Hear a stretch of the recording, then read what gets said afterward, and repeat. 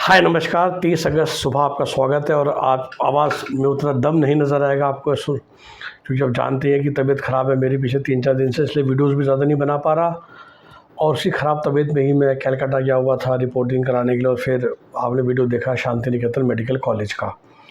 वापस तो आ गया था परसों, लेकिन अभी भी गला बैठा हुआ है। लेकिन आप सब लोगों का प्यार इतना है, सब कुछ इतना है, मैं कहा चलो एक बना देता हूँ आज, और फिर होपफुली कल तक पूरा ठीक हो जाऊंगा। और देखिए कट ऑफ तकरीबन राउंड 1 ख़त्म हो गया है। और आज का वीडियो इसी बात पे है कि क्या इम्पैक्ट होता है जनरली जब काउंसलिंग लेट हो जाती है, और जनरल परसेप्शन क्या है आप सब बंधुओं की, दोस्तों की, कि सर काउंसलिंग लेट है ना तो कई बच्चे अब ड्रॉप कर लेंगे तो हमारा चांस आ जाएगा। मुझे ऐसा ना फ़ोन आया कि भाई पेड कॉल, तो मैंने उनको समझाया, मैं कहा आपको समझा देता हूँ। एक्चुअली विपरीत इसके रिवर्स होता है। देखिए स्टूडेंट की मेंटालिटी में ना वो नहीं है कि अभी 6 महीने की बात ही है, 3 महीने की बात ही है, दोबारा पेपर आने वाला है। People go by batch. तो जिसको 2025 में एडमिशन मिल रहा है वो ये सोच रहा है कि मैं 2029 एंड हाफ में फ्री हो जाऊंगा एमबीबीएस से। इट डज़न्ट मैटर कि अब मेरी एमबीबीएस 1 सितंबर को चालू हो रही है या 1 नवंबर को। जी हाँ, हिसाब से 1 सितंबर को पढ़ाई शुरू होनी चाहिए, जो कि 2 दिन बाद है। पूरे हिंदुस्तान के सब कोर्सेज़ में मोटा मोटी हो जाएगी। बीटेक लीजिए, बीबीए, लॉ, हर जगह सिवाय एमबीबीएस के और एमबीबीएस से रिलेटेड कोर्सेज़ के, जो अभी कम से कम ठीक आज से आप 2 महीने तो लगा सकते हो, कम से कम 2 महीने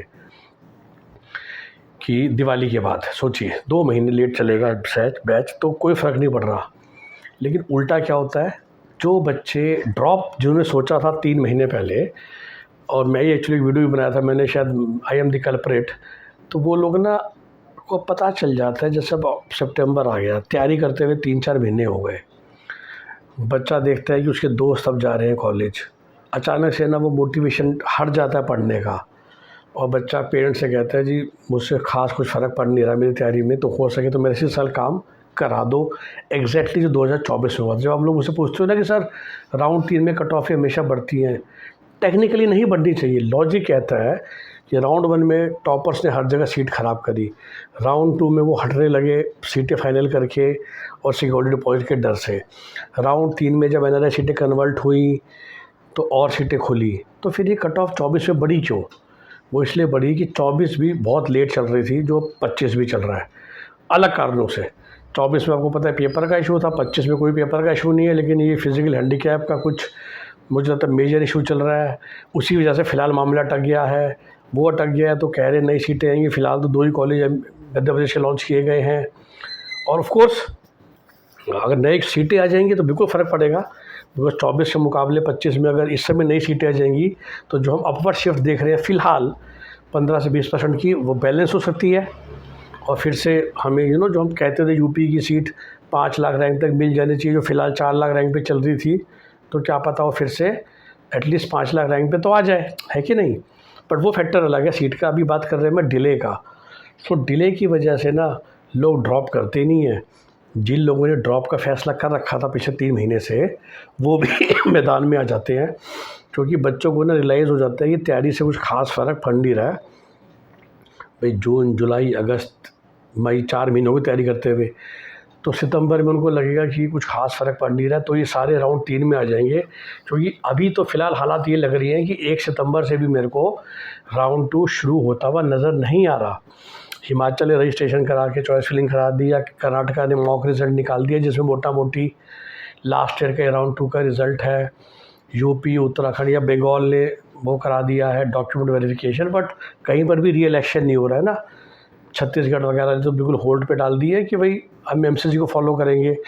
और एमसीसी का तो कल लेटेस्ट आ गया है कि 3 सितंबर तक तो उन्होंने रेजिग्नेशन ही अलाउ कर दिया है। उसके बाद तो सीट मैट्रिक्स आएगा, विच मीन्स 1 तारीख से भी स्टार्ट नहीं होने वाली, कोई बड़ी बात नहीं। और जो PWD पोर्टल है वो 9 सितंबर तक खोला गया है।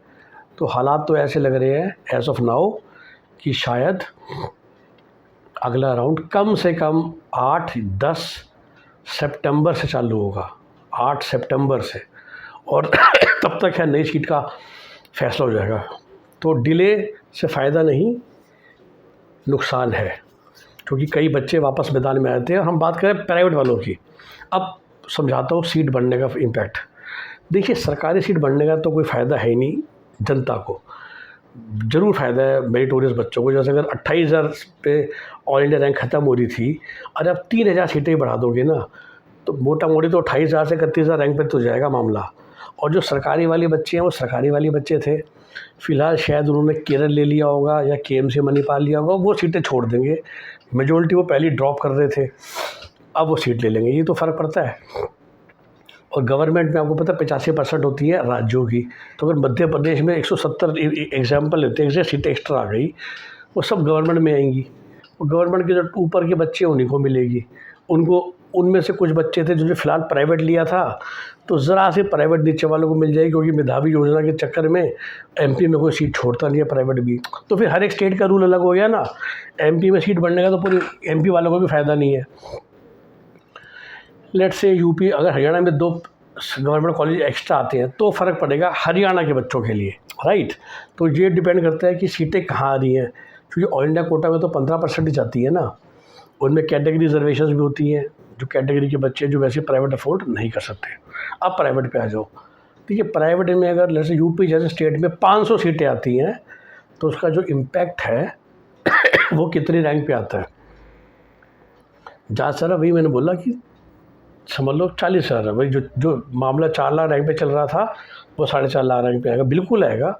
बट जब 500 प्राइवेट सीटें आएंगी तो हमें उम्मीद ये करनी है, तो लोग उम्मीद कर रहे हैं ना कि सर अब सीटें बढ़ जाएंगी तो मेरी 4 लाख रैंक थी, मेरी 5 लाख रैंक थी, तो यूपी मिल जाएगा। फ़िलहाल 4 लाख रैंक पे चल रहा है, अभी मैं किसी और फैक्टर को कंसीडर नहीं कर रहा हूँ। तो भाई अगर यूपी में जब 1000 सीटें बढ़ेगी ना तो ये काम होगा। और सिर्फ यूपी में 1000 प्राइवेट बढ़े तो सोचो कितने कॉलेज खुलने वाले हैं।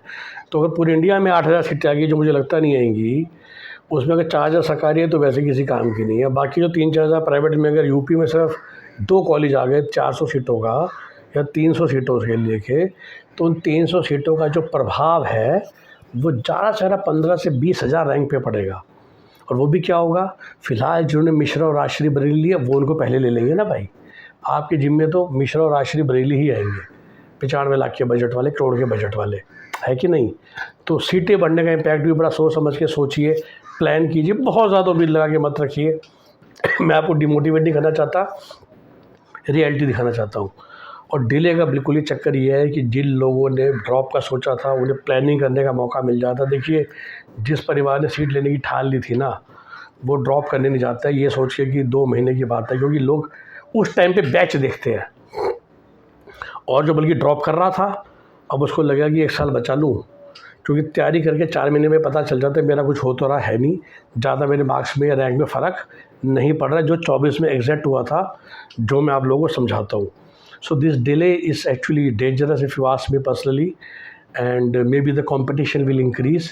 सो अपनी प्लानिंग्स, अपनी स्ट्रेटजी उस हिसाब से बना के रखिए ताकि आप उसके लिए तैयार रहें। ओके, एंड बेस्ट विशेज, जैसा मैंने कहा अभी तो पॉज है, मान के चलिए। तो पेपर शेपर कोई एनआरआई पेपर ले सकता है तो जेन्युइन पेपर करवाइए। और फ़िलहाल तो बस मैंने आपसे कह दिया, आज 30 मार्च हिमाचल की भी चॉइस फिलिंग का लास्ट डे है। टेक्निकल में मेरे ख्याल से दोबारा खुलेगी बाद में, फिर भी आप करके रखिए। बंगाल में डॉक्यूमेंट वेरिफिकेशन का लास्ट डे है, बिहार वगैरह में रिपोर्टिंग हो रही है, और बाकी पूरे हिंदुस्तान में तरीके का पॉज हो गया आज फॉर दी राउंड 2, जब तक कि एमसीसी आगे नहीं बढ़ेगा। ओके, पीजी का स्कोर कार्ड रिलीज़ हो गए हैं, तो आई थिंक पीजी का एक्शन नाउ शुड स्टार्ट। और उसके लिए फिर हम देखते हैं, शायद पीजी और यूजी इस बार इकट्ठे चलेंगे। अगर इतना डिले चलता रहा तो पीजी का राउंड 1, वरना तो उम्मीद यही थी कि अभी तक तो कम से कम राउंड 2 ख़त्म हो जाना चाहिए था, जो ऑफिशियल ओरिजिनल प्लान था, ताकि ज़्यादा नहीं तो हम कम से कम 1 अक्टूबर से तो क्लासेस में जाते, अब जाएंगे 1 नवंबर से। ओके, और हमसे संपर्क करने के लिए you know our number 9643362320 for paid consulting. अब फ्री हो गया हूँ थोड़ा मैं, क्योंकि काफ़ी हमारे बच्चे because of the right planning first round में ही फ्री हो गए या उनको एक सीट मिल गई है। And now we are trying for the optimise seat, keeping backups in my mind and still saving the security deposits to the maximum extent. Bye bye, take care.